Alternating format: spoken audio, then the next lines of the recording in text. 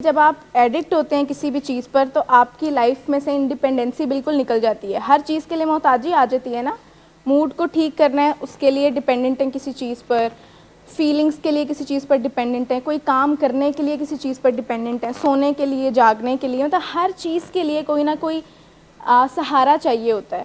تو پہلی 3 عادتیں جس میں be proactive, begin with the end in mind اور پٹ فرسٹ تھنگس فرسٹ, یہ تینوں جب ہم نے کمپلیٹ کی تو ہم نے یہ سیکھا کہ اگر کوئی انسان یہ 3 عادتیں سیکھ لیتا ہے تو وہ محتاجی سے باہر نکل آتا ہے. آج ہم نے جس ہیبٹ کی بات کرنی ہے وہ 4th ہیبٹ ہے جس کی فلاسفی یہ ہے کہ بگن with the end in mind. جو پہلی 3 ہیبٹس ہیں وہ ہمیں پرسنل وکٹری سکھاتی ہیں, یعنی آپ پر ہی کنٹرول آ جاتا ہے. جو نیکسٹ 3 ہیبٹس ہیں نا وہ پبلک وکٹری کی ہیبٹس ہیں. دیکھیں, جب بھی انسان کسی کے ساتھ دل جوڑنے کی کوشش کرتا ہے یا دل توڑنے کی کوشش کرتا ہے تو وہ یہی 2 رویے کرتا ہے جس طرح ہم پیسے ڈپازٹ کراتے ہیں یا پیسے وڈرا کراتے ہیں. یعنی جب آپ نے کسی کے ساتھ اپنا تعلق مضبوط کرنا ہوتا ہے تو آپ اس کے دل میں ایک ڈپازٹ کرتے ہیں, یعنی آپ کوئی اچھی چیز اس کے ساتھ کرتے ہیں, کوئی اچھا جیسچر کرتے ہیں جس سے کہ آپ کا کنیکشن بنتا جاتا ہے, اور جتنا فریکوینٹلی آپ ڈپازٹس کرتے رہتے ہیں اتنا آپ کا تعلق مضبوط ہوتا رہتا ہے. مجھے بتائیں کہ فی الحال آپ کا ایموشنل بینک اکاؤنٹ آپ کے گھر والوں کے ساتھ کیسا ہے؟ بینک کرپٹ ہوئے ہیں نا ایک قسم کے. پیار کا کبھی بھی ڈیفینیشن یہ نہیں ہوتی کہ آپ چیزیں دیں کسی کو, اور پیار ثابت نہیں کیا جا سکتا چیزیں دے کر. پیار آپ کے دل میں ہوتا ہے, اس کو دیکھا جاتا ہے آپ کے رویوں سے, اس کو دیکھا جاتا ہے آپ کی باتوں سے, اس کو ناپا جا سکتا ہے. لیکن اس کو آپ مٹیریل چیزوں کے ساتھ جب اٹیچ کر دیتے ہیں نا تو یہ آپ کی غلط ڈیفینیشن ہے. میں آپ کو یہ بتانے لگی ہوں, کل پرسوں مجھے کسی پیشنٹ کی مدر کہہ رہی تھی, پتہ نہیں وہ یہاں پر ہیں کہ نہیں, وہ بتا رہی تھی کہ یہ مجھ سے یہ اتنا اچھا ہے کہ یہ جب بھی مجھ سے بدتمیزی کرتا ہے 2 منٹ بعد آ کر نا معافی مانگ لیتا ہے. کتنا اچھا ہے یہ, آج تک ایسا نہیں ہوا اس نے مجھ سے بدتمیزی کی اور بعد میں معافی نہ مانگی ہو, اور وہ اس چیز سے بڑا خوش تھیں. تو میں نے ان سے کہا کہ آپ اس چیز, اور وہ پیشنٹ جو تھے نا وہ اس چیز کی بڑی جنکی پرائڈ لے رہے تھے کہ دیکھو میں کتنا اچھا بچہ, میں بدتمیزی کرنے کے بعد فوراً معافی مانگ لیتا ہوں. آپ لوگ مجھے بتائیں یہ بہت اچھا رویہ ہے. ویسے لوگ سمجھتے ہیں یہ چیز اچھا کہ چلو بعد میں معافی مانگ لیتا, اس کو ریئلائز فوراً ہو جاتا ہے. دیکھیں, ان کی مدر کو میں نے یہ کہا کہ آپ کو گلہ یہ رکھنا چاہیے کہ یہ بدتمیزی کرتا کیوں ہے.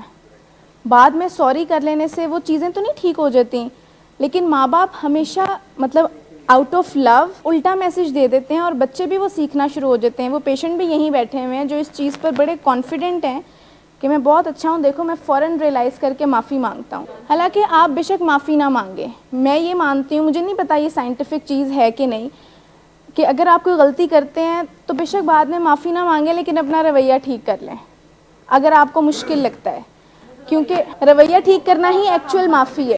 نیچرز لا یہ ہے کہ جب آپ کسی کے ساتھ زیادتی کرتے ہیں تو اس کے بعد آپ کے اندر گلٹ پیدا ہوتا ہے اور آپ اس کا دل جوڑتے ہیں, تحفہ دے دیتے ہیں, معافی مانگ لیتے ہیں, گلے لگا لیتے ہیں. حالانکہ آپ کو اس وقت اپنے ایموشنز کو قابو میں رکھنا چاہیے کیونکہ اس وقت تو آپ نے دل جوڑنا ہی ہے ان کا, لیکن آپ اپنے رویے کو فار لانگ ٹھیک کر لیں ان کے ساتھ. ہمارے برین کو انکانشیسلی میسج یہ مل جاتا ہے حساب پورا ہو گیا. یہ بالکل ویسا سائیکل ہے کہ کوئی ڈومیسٹک وائلنس کے بعد کوئی تحفہ دے دیتا ہے اس بندے کو تو اس کے ذہن میں یا اس کی دماغ میں اگلے وائلنس کی گنجائش بن جاتی ہے. مجھے بتائیں اگر وہ والا بندہ تحفہ قبول نہ کرے تو وہ بندہ واپس مار سکتا ہے کچھ عرصے کے لیے؟ نہیں, سنا ہی نہیں کسی نے.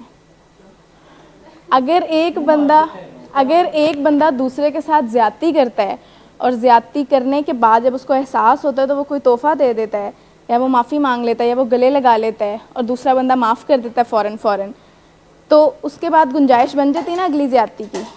اس لیے تو اگلی زیادتی ہوتی ہے, چاہے اس دن چاہے کچھ دن کے بعد. ہوتا یہ ہے کہ جب آپ اپنی امی کے ساتھ فار ایگزامپل یا کوئی بھی اپنی امی ابو کے ساتھ بدتمیزی کریں گے, آپ اپنے ابو کا دل دکھائیں گے, اس کے بعد شام کو ان کے ابو گھر آئیں گے تو جیسا پانی یا چائے یا کچھ لا کر دے دیں گے اور سوری کر لیں گے, ان کے ابو بھی کہیں گے اچھا بیٹا ٹھیک ہے, بات ختم ہو جائے گی, حساب برابر ہو گیا نا.